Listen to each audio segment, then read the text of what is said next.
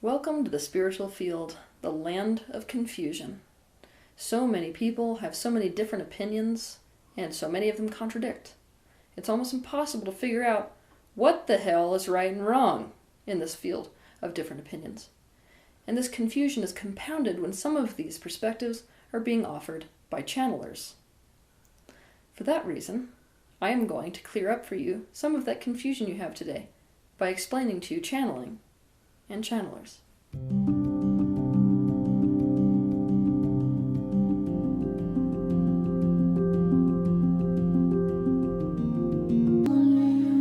Everything in this universe is made of consciousness.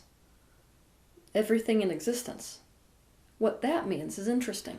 It means that everything can technically be channeled. What a method actor knows that most people don't know is that they are not limited by their individual perspective. Now, the only thing that prevents us from accessing other consciousnesses is our identification with our own. What a method actor knows is that they can actually take on the consciousness of someone or something entirely different by letting go of their own consciousness and perspective first. They can get into characters so deep that they don't even relate to themselves anymore. Often a method actor dies, either during or after their most dark and tragic role, for this very reason. When this is happening, a person isn't pretending. In pretending, you're using your mind to imagine what it might be to be something else. When we're pretending, we are experiencing something else through the filter of our own consciousness. What a method actor is doing is removing this filter entirely. He or she is consciously choosing to become possessed. It is a form of willing possession. What they are doing is allowing their body to be taken over by another stream of consciousness, in the same way that a radio allows itself to be taken over by a specific channel being played at a specific frequency. A method actor is good at doing this. Why? Because often a method actor has a very poor grasp on their own individual identity. It may be a detriment to them in some ways, but when it comes to their career, it's a massive benefit. This is why they find this process so easy, though. But here's the thing. All people are actually capable of doing this. But most people are completely identified. That's why they can't do it. Intentional channeling is simply another word for intentional possession. I know that the concept of possession makes people really, really uncomfortable, and it's got such a connotation with somebody not even choosing, but it's just happening to them. But there really is no genuine difference between possession and channeling. Some people who we call channels, like a method actors, are particularly adept at this process of disidentifying so as to make complete open space to allow their body to act like a radio that is receiving a channel being broadcast at a specific frequency. They're adept at allowing themselves to become possessed. Now, technically, like I said before, because everything in this universe is made of consciousness, technically anything in existence could be channeled. But when we talk about channels in the spiritual field, we're talking about a specific thing. Channels like Abraham Hicks, or Jane Roberts and Seth, or J.Z. Knight and Ramtha, or Lee Caroll and Kryon, for example. What we are referring to when we talk about channels in the spiritual field like this is that a person is channeling a specific entity or a specific group consciousness for the sake of human awakening. Now, obviously, if what they are channeling is a non-physical being or a non-physical group consciousness, then these consciousness streams exist at a higher dimensional plane. That means that technically they have a more objective perspective than we do in the physical time-space reality. For this reason, they have a very valuable perspective to share. This higher frequency perspective is why it can be so good to get their opinion, to get their perspective. It's also why it can feel so good just to listen to the frequency of what they are communicating. And on top of it being beneficial, there are also some things you need to understand about channels and channeling. Otherwise, you are going to slip into the world of confusion when listening to them. 1. A consciousness that is being channeled is limited by the consciousness of the person channeling it. Anytime a consciousness goes through a channel, it is being altered because it is being passed through a translation device.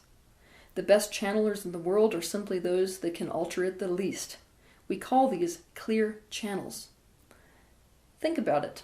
No language actually exists beyond the dimensions where time and space exist. It would make no sense, would it? You have to perceive yourself to be separate from something to have to communicate through language. Not only that, we have issues with language on our own planet. What do you think the translation is like when you try to change, let's say, Swahili into English? Knowing that, what could be the issue with changing an extraterrestrial language into the English language, or something of the sort? One classic example that we saw of this is with the Bible. Now, the language that the Bible was originally written in made for a really crap translation when it went into English. Why? Because when people were talking about Jesus speaking of himself as the Son of God, what was not understood is that the meaning of son in that culture was extension, in the same way that a painter would consider a painting an extension of himself. So it's much more likely to translate as I am a creation or an extension of God than I am the direct Son of God, as we think in the English language as a singular progeny. In a universe with 12 distinct dimensions, language begins to fall apart at about the 5th dimension. And most beings who are being channeled exist from the 6th dimensional consciousness and above. This means that even finding a language to convey that information that is being broadcast by these beings or entities is nothing more than a matching game. It is finding the word that most closely vibrates at a frequency of the concept. And believe me, this is way, way limited. Also, if a channeler has a fixed way of thinking, a fixed set of beliefs, that will inhibit what this channeler is capable of processing and what they are capable of translating. For example, if somebody adheres to the concept of the Bible, everything that is being received through their channel is going to be filtered through the concept of the biblical understanding of your time-space reality. Quite limited, isn't it? Also, manipulation is a huge, huge issue when it comes to channeling. If you so desperately are attached to getting a specific answer, the chances are you're going to channel something in alignment with that answer, regardless of whether or not it is the actual answer that you're being given by these entities. So we have to get the channels or living translation devices. Some are simply much, much better than others. To be a truly great channel, you have to be willing to have no stable and fixed perspective, and allow the perceptual rug to get pulled out from under you over and over again. You have to be an expert of stretching your perspective and total disidentification. Even when an entity chooses a person because they have an empty enough mind to not contradict the frequency with opposing thoughts, or even when they have a loose enough grip on their identity to be a more clear channel for them, it still takes a lot of personal work to get your consciousness high enough to be a match to the consciousness that you are receiving, and to stay a match to it. This is the only way to make what is being channeled pure, and purely what is actually being conveyed, rather than a concept that is being conveyed and then crammed into the limited perceptual reality of the channeler, him or herself. 2. People tend to think that these entities being channeled, or that spirit guides, these higher dimensional entities, are always right because they always have the ultimate perspective. This actually isn't the case. I know that what I'm about to say is going to make some of you feel a lot more unsafe within the greater universe, but it's something that you have to know. These beings that exist in these higher dimensional planes, they still have a consciousness. They still have an identity. They still have a perspective. This means their perspective may not actually be objective perspective. This means they have motives. This means they have a rigid perspective. It may be open or not open to changing. This means they have perspectives just like humans do. This means even the perspectives of extra-dimensional beings, including spirit guides, can be limited. These beings are in the process of expanding their conscious awareness as well. Their expansion is created through teaching and assisting someone else's life experience. Most of the time, they simply see from a higher, more objective vantage point than we do. That's why it's so valuable to get their perspective. But that does not mean that there are not consciousnesses that exist that are more objective than their own. For example, you could say that the average kindergartner in the world today has a more expanded perspective of the world in general than an ant does. But it's easy to see that there are so many people, and that's just people, not even other beings within our universe, that have a much more expanded consciousness and understanding of the world today than the average kindergartner. The reason to listen to these beings that are being channeled is because they hold such a more expansive perspective than the average physical human holds.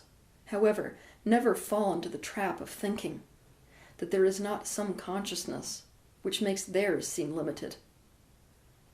In other words, there are levels of consciousness in this universe that would view the perspectives that your spirit guides and the beings that are being channeled hold in the same way that we perceive the perspective of an ant, that it is adorably limited. 3. Seeing as how so many of these entities come from 11th dimensional consciousness, you need to have a very firm grasp and understanding of 11th dimensional consciousness, and also see why it is such a huge issue when 11th dimensional consciousness is being conveyed to a physical human. When an entity or group of entities is coming from an 11th dimensional consciousness, they are coming from a certain perspective, and it is a perspective that invalidates the perspectives at lower dimensional levels. To 11th dimensional consciousness, there is no such thing as death. There is no such thing as time and space. Pain is a complete illusion. From 11th dimensional perspective, there is no point to integrate because the purpose of universal expansion through negative and positive is not only apparent, but has been specifically chosen by those who exist at that dimensional wavelength. In 11th dimensional consciousness, free will is an absolute of your existence. From a physical dimensional perspective, death does exist. So does pain. It's absolutely not an illusion.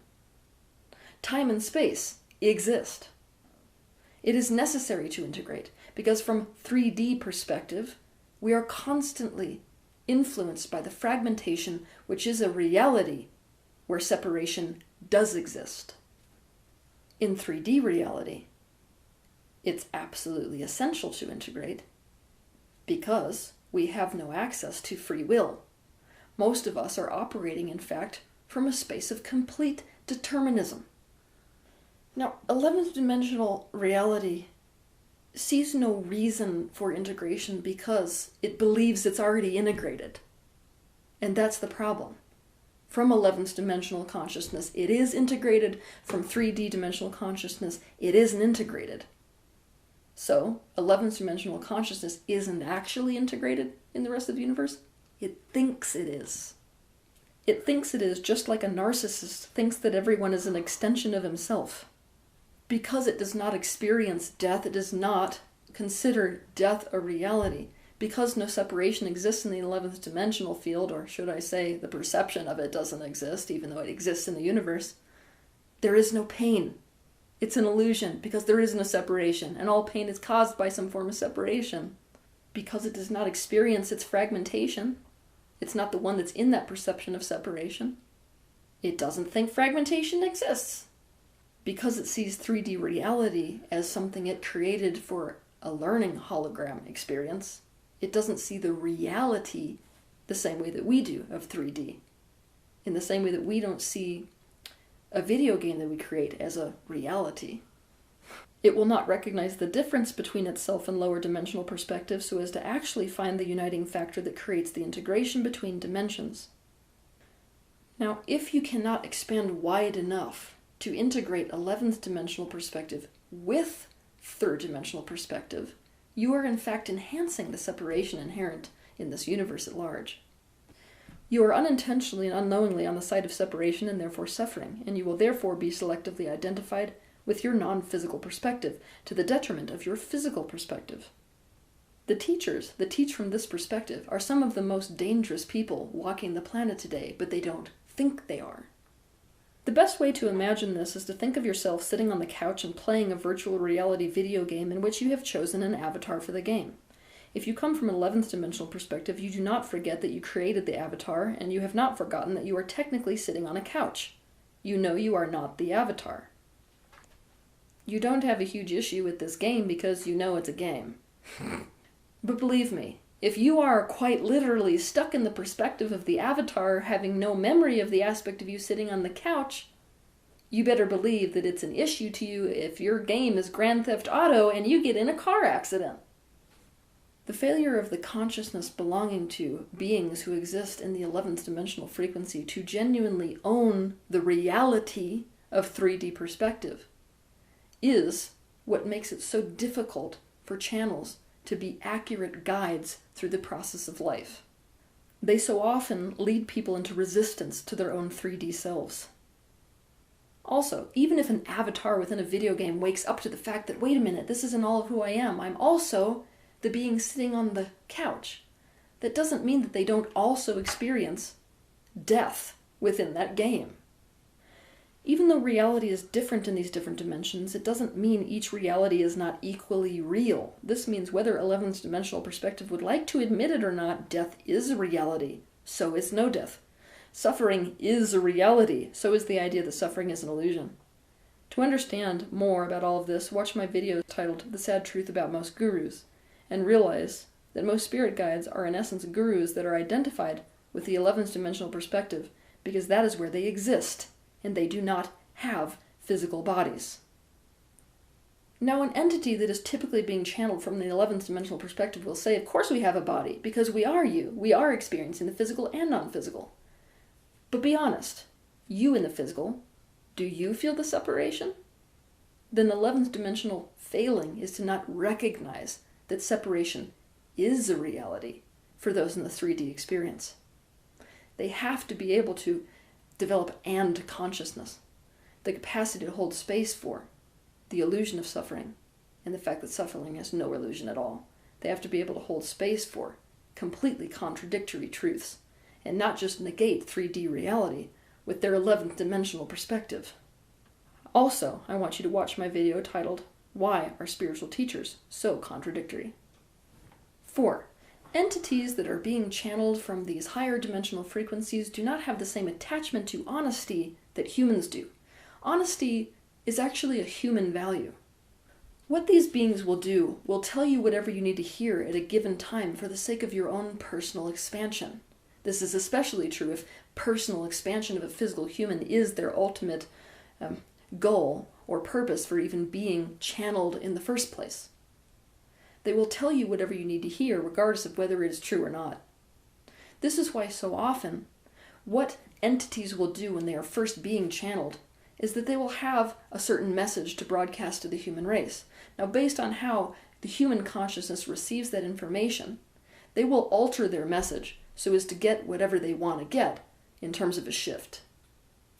For example, in the 80s, so many of these beings being channeled came down to warn the human race with what the humans were a match to based off of their process of unconscious creation. What they found out quite quickly is that warning a person doesn't make a person shift their focus so as to create something else. Instead, it makes them focus squarely upon it so that they create it. So then, a lot of these entities switched up their game and instead of warning the physical humans, told the physical humans, everything in your future is perfectly amazing, so as to get them to release resistance. We can't call it complete and total truth because what most of these beings, being in 11th dimensional consciousness, saw was all of the life path potentials on Earth. What they saw was the human race barreling towards a third world war. But obviously you can't warn people about that without them creating it, right? So what do? You tell them about a utopian society. So the truth that many of these beings who are being channeled actually hold is the truth in and of itself, is often what leads people into a state of resistance instead of conscious creation. So they don't have a massive motive being aligned with personal expansion, universal expansion with it, to teach you what is true. 5. There is something beyond 11th dimensional reality. There is something beyond oneness. If you want to learn more about this, watch my video titled "Oneness is Not the Ultimate Truth of the Universe." Universal expansion is already something that this aspect of consciousness that exists beyond the 11th dimension has already evolved beyond. Therefore, the most objective consciousness in the universe so far has outgrown the idea of universal expansion through polarization, the contrast of positive, negative, wanted, and unwanted. The universe has recognized its own split. By split, I mean polarities. It has already recognized that polarity in and of itself, though being the basis for expansion within this universe, is actually the cause of suffering within itself. That means, for this ultimate aspect of universal consciousness, integration is therefore its new desire. To create or to be pure positive is no longer the dominant desire within source consciousness, which is why you're going to see the entities that are channeling this consciousness go into retirement. To create or be pure positive is no longer the desire within you once you recognize all things as part of yourself, which is what this universe has done. You no longer see things from a perspective of polarity. At that point, the desire to integrate is not coming from the idea that you have to accept what you don't want to accept, or like what you do not like. In fact, it can't come from this idea. Integration is seen as the only way to end resistance. Polarity, including wanted and unwanted, positive and negative, is in and of itself a resistant state of being.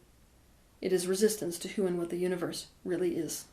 And therefore, the only way for the universe to be authentic is to be integrating. I love channeling. I love channels. The perspective that they have can be so incredibly beneficial to break you out of these limited paradigms that so many of you have in the third dimensional perspectives. However, if you don't understand these things about channels and channeling, you can lead yourself far down the path of confusion and limited perspective. So, it's time to expand your mind. Have a good week.